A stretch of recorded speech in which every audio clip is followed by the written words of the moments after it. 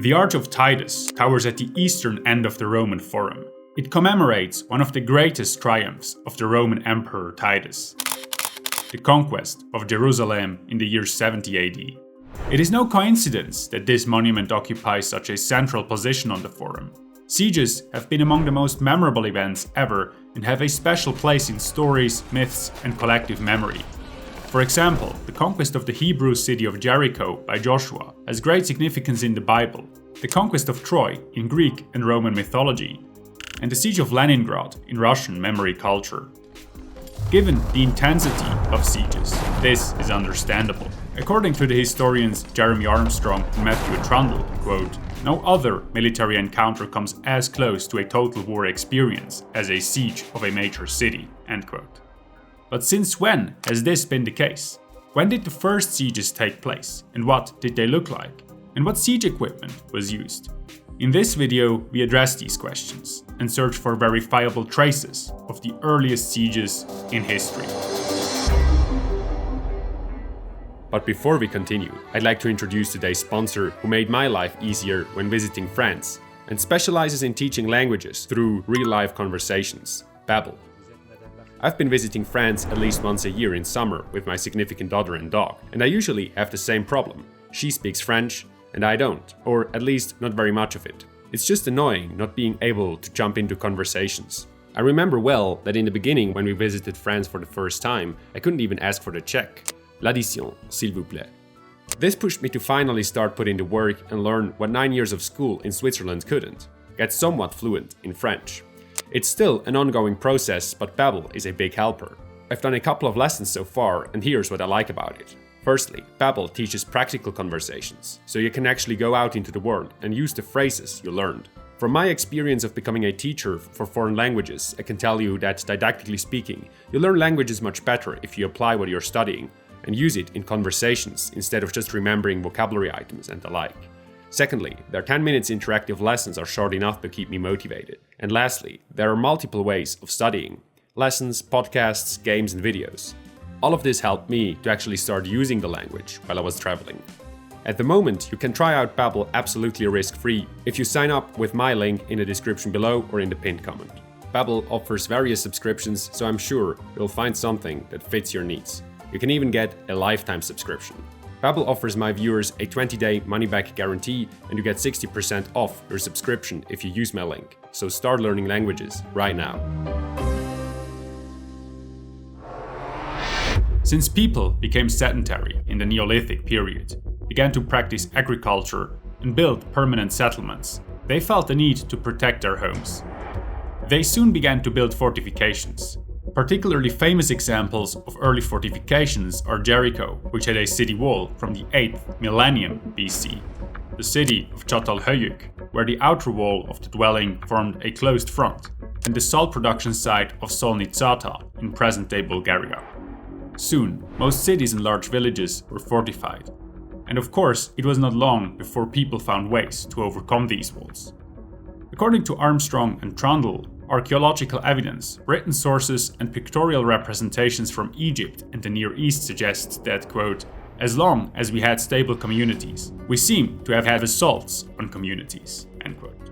However, not all attacks on communities are sieges, so let's first ask what constitutes a siege in the first place.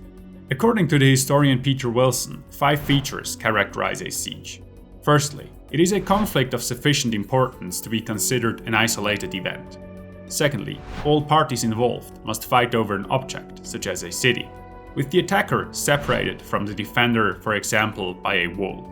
One of the parties must attack this boundary, while the other defends it, trying to stall the attacker until help arrives or until they run out of resources. So, simply put, a siege is a battle for a fortified place, defended by one party, while the other tries to get in. To overcome fortifications, an attacker had 5 basic methods at hand. From the Bronze Age to the Middle Ages, they changed surprisingly little. A besieger's options were to scale the wall, breach it, undermine it, surround the city or fortress, or use a stratagem of war. These methods could be used all at once, adapted to the situation and combined with other strategies, such as intimidation or distraction by attacking another important target. This is already true for the earliest sieges, so without further ado, let's look for their first traces.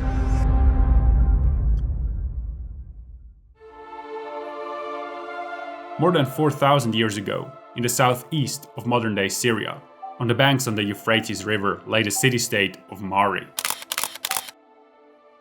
In 1971, the archaeologist Andre Parrott found a small stone slab with a war scene in the ruins of this former cultural center. It was created between 2550 and 2400 BC, and shows a soldier in typical Cimmerian armor holding a large curved shield and an archer, recognizable as a soldier of Mari by his overcoat, aiming at the enemy from behind the shield. Above them, a naked man appears to fall. This depiction is usually interpreted as a siege scene, because the shape of the shield and its size would have been useful when fighting against an enemy in an elevated position. Also, such a shield could not really be used for quick maneuvers due to its size. This fragment from Mari is one of the earliest tangible depictions of a siege. There are older ones, but these are very abstract. For example, the so-called Libyan palette, which was made between 3200 and 3000 BC, and shows 7 towns under siege. But the first traces of urban warfare date to even earlier. Recently, archaeologists found large quantities of air-dried clay bullets dating to 3500 BC in the ancient city of Hamukar in northeastern Syria. Along with widespread signs of destruction, they indicate that archaeologists might have uncovered the first siege in history. Apart from the archaeological record, we also have early texts that describe sieges of debatable historicity. Among them are, for example, the siege of Arata in around 2600 BC, which is mentioned in a legendary account from Sumer, and the siege of Uruk, which is said to have taken place somewhat later and is recorded in the Epic of Gilgamesh. After that, in the second half of the 3rd millennium BC, we find much more references to sieges. According to the historian Aaron Burke, the sources even clearly indicate that they were the predominant form of conflict in Mesopotamia during the Bronze Age. While hardly any significant battles were recorded in the Near East before the Battle of Megiddo, which is usually dated to 1457 BC, the references to sieges are all the more numerous. Under the 3rd dynasty of Ur, for example, at least 12 major cities were besieged within 96 years. Some more than once, and one even 11 times. A similar picture emerges in Egypt. According to the historian Robert Schulman, almost all of the numerous pictorial representations of wars in tombs from the Old and Middle Kingdoms show an attack on a fortified site. So it seems that sieges were very common, and probably the dominant form of warfare in the 3rd or 2nd millennia BC. Either way, they decisively shaped warfare in the Bronze Age. Thanks to the numerous accounts from Mesopotamia, especially from the Mari archives, which are considered one of the best sources on military and political activities in northern Mesopotamia and the Levant, but also thanks to numerous wall reliefs and tomb paintings from Egypt, we get a reasonably good impression of what sieges of this period looked like.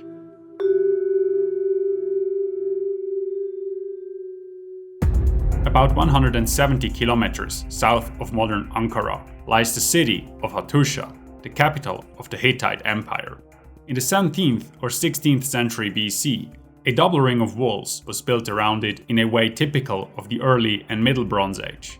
Of course, there were very different fortifications, and only the most significant cities like Ashur, Babylon or Hattusha had double walls. However, most walls were built like those of Hattusha. They consisted of air-dried mud bricks rested on a quarry stone or tamped earth foundation and were up to 10 meters high. Along the wall were rectangular towers at regular intervals, from which archers and slingers could shoot at the enemy from all sides. Most cities were further fortified with a ditch, with a bank sloping down from the wall, called a glacis. The ditch and glacis made it challenging to approach the wall, especially for the early siege engines of the Bronze Age, which could include siege towers or battering rams. These fortifications were not only the primary means of the defenders, but also the greatest challenge to an attacker. An attack probably began with slingers and archers advancing to put the defenders under pressure and force them to take cover behind the wall. Meanwhile, mobile chariot units prevented the city's inhabitants from fleeing. This was not meant to capture the town, but to keep the defenders at bay, so that the rest of the army could prepare for the assault, which usually relied on multiple of the 5 methods mentioned before. The easiest way into a city, apart from the gates, theoretically led over the wall. Therefore, the most common siege tool was the ladder. Scaling a wall was very risky and often involved high casualties, but it also had the potential to end a siege quickly. If it failed, attackers usually turned to more time-consuming methods such as mining, breaching the wall, and building siege ramps. Even in the Bronze Age, the most reliable but most costly method of overcoming a wall was undermining. Texts from the previously mentioned archive of Mari explain that the attacking army started digging outside the reach of the defenders and dug their way under the wall or the city to either bring down the defenses or to break through the surface behind the wall to surprise the defenders. Digging such a tunnel was a lot of work and often took weeks. Because of this, undermining was most likely not the go-to solution for most attacking armies. The actual core element of Bronze Age siege technology was siege ramps.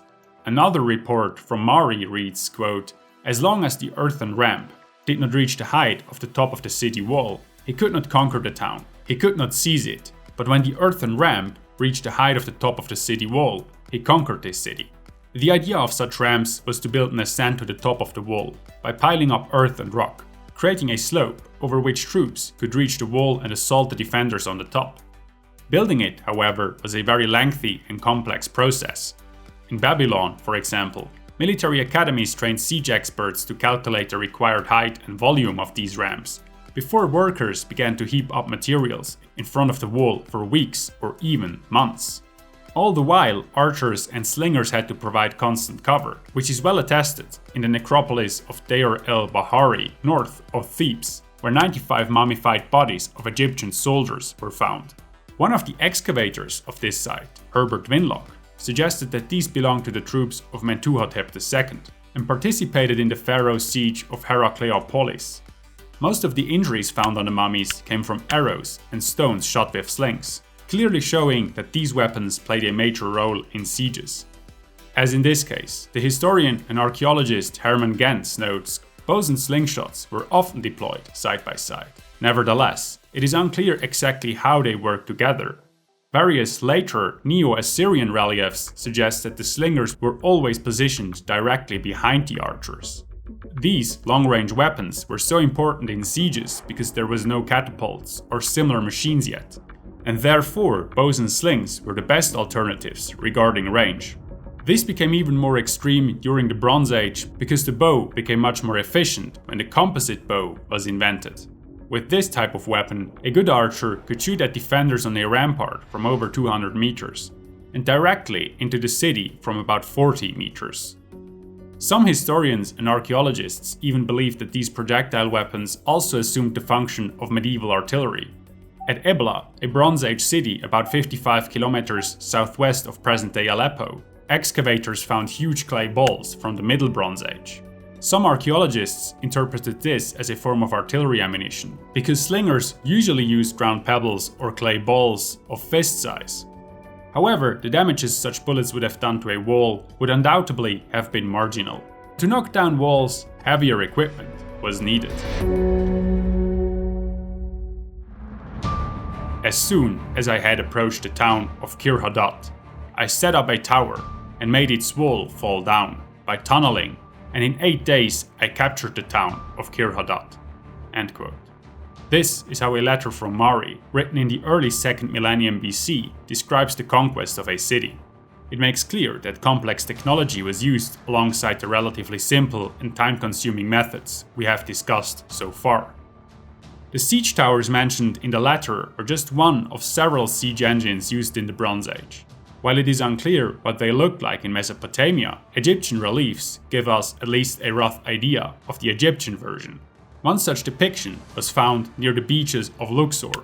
It shows Egyptian and Nubian soldiers attacking a city with a siege tower with wheels. In most cases, this was impossible, because the sloping glacis of Bronze Age fortifications prevented approaching cities with heavy machines on wheels, and the moat would also have to be filled in first. In addition, many siege towers probably had no wheels at all.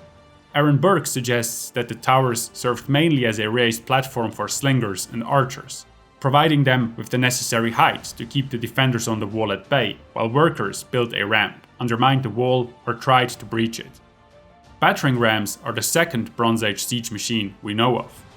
Generally speaking, there are two types of devices to break walls.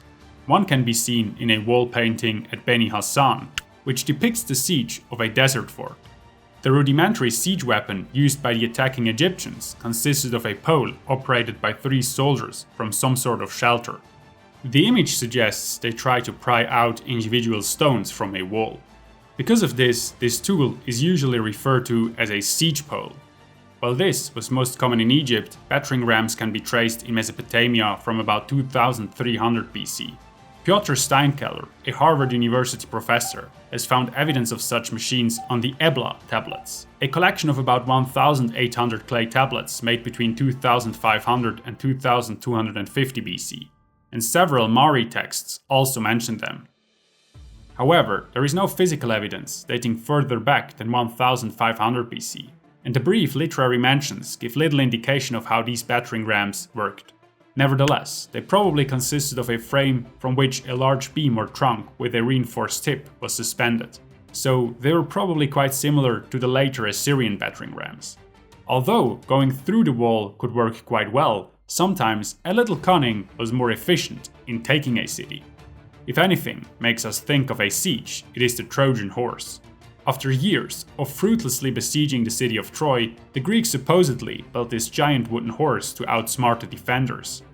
Their finest warriors hid in its belly until the Trojans had hauled the supposed gift inside, came out of their hiding the following night and opened the gates for their comrades.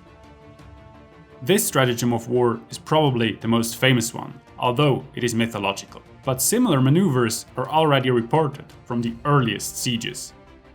For example, when Pharaoh Thutmose III besieged Jaffa in the 15th century BC, he allegedly hid some of his soldiers in baskets, so that the defenders brought them into the city along with supplies, even if this story may belong to the realm of legend, as the Trojan horse probably does. It shows that stratagems were already part of the arsenal of besiegers. Of course, the defenders did not remain idle while the attackers tried everything possible to defeat their fortifications. In many cases, they actively pushed back by launching sorties, that is, sneaking out of the fortress and surprisingly attacked the workers, siege engines, or camps of the attacker. This practice is well documented by the fact that bigger and better fortresses, such as Ashur or Hattusha, had so-called posterns, narrow passages below the walls that allowed the defenders to leave the city without opening a gate. In addition, the defenders sometimes reinforced the walls by piling earth and rubble against them to back them up, while archers and slingers tried to keep the enemy at a distance. If the attackers made it into the city's walls, despite the defenders' efforts, or breached the walls, the siege was decided in hand-to-hand combat.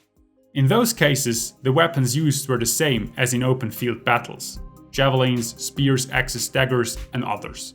In the climactic battle for a city, the defenders would use anything they could get their hands on.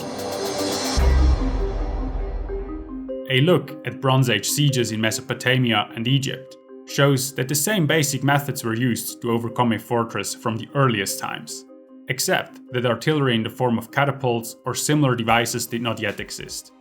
But despite all the similarities, siege warfare has changed massively throughout history. In the period considered here, inventions such as the composite bow or the battering ram revolutionized this form of conflict. In combination with the siege towers of the time, they created entirely new possibilities comparable to those the chariot brought to pitched battles. Nevertheless, a well-fortified city stood a good chance of surviving a siege. Because of this, even more efficient tactics, more powerful siege weapons, and better strategies were developed soon. The armies of Egypt, and notably the Neo-Assyrian Empire, would revolutionize siege warfare, build more formidable siege engines, and find even more efficient ways to conquer fortresses.